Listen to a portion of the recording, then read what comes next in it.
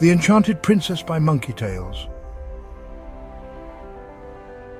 Once upon a time, in a sparkling kingdom filled with towering trees, talking birds and the scent of sugar plums in the air, there lived a kind king and a graceful queen. They had long dreamed of a child, and one starry evening their wish came true. A baby girl was born with hair as golden as the sun and eyes as blue as the summer sky. The entire kingdom rejoiced. Bells rang, villagers danced, and a grand celebration was planned in the royal garden. To mark the occasion, the Queen invited the kingdom's 3 wisest and kindest fairies to bestow magical gifts upon the baby princess, whom they named Princess Elara. The first fairy, with wings like crystal glass, floated forward and sprinkled stardust over the baby. I gift you wisdom, dear Elara. May your mind always see clearly, even in times of trouble. The second fairy, with a gown of rose petals, smiled warmly. I gift you honesty. May truth always guide your words and actions, even when it's difficult. The third fairy, with sparkles in her curls and a giggle in her voice, tapped the baby's tiny nose. And I gift you charity. May your heart always overflow with kindness and generosity to all creatures, great and small. The crowd cheered, and the baby cooed happily. Years passed, and Princess Elara grew into a smart, kind, and beloved young girl. She could solve puzzles faster than the royal scholars, told the truth even when it got her into a little trouble, and often gave her treats and toys to children who had none. She was adored throughout the land, but as all fairy tales must have a twist, trouble came. A terrible drought hit the kingdom.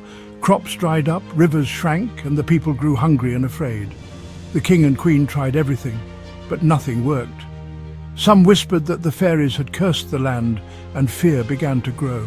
I will find a way to save the kingdom. I believe the fairies gave me their gifts for a reason. She set out on her white pony, Muffin, with only a loaf of bread, a book, and a blanket. She rode through whispering forests and crossed cracked riverbeds until she reached the shimmering Crystal Caverns, home of the ancient weather spirit. There she found the grumpy spirit snoozing in a storm cloud blanket. Excuse me, Great Spirit. Why have you come, little princess? Our kingdom is suffering, and we need your help. I didn't come with treasure or demands, only the truth and a hopeful heart. You are brave and wise. Most come shouting and begging. Would you like to share lunch with me? The spirit laughed so hard it caused a thunderclap. No one's ever offered me bread before. Very well, Princess Elara. Because of your wisdom, your honesty, and your giving heart, I will bring the rain. And rain it did. Sweet, cool droplets fell all across the kingdom. Rivers filled, flowers bloomed, and the people rejoiced. Elara returned home, and the rain poured gently over the land. Princess Elara danced barefoot in the puddles, laughing with the village children.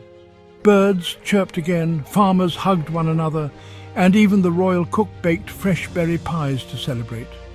The king and queen watched proudly from the castle steps as their daughter hugged a muddy little girl and helped her plant a new flower. Elara was a hero because she saved the kingdom and reminded everyone that kindness, truth, and smarts are the real magic. And from that day on, Princess Elara was known not only as a royal, but as the enchanted princess of the people. Moral of the story: true magic doesn't come from wands or spells. It comes from a wise mind, an honest voice, and a generous heart.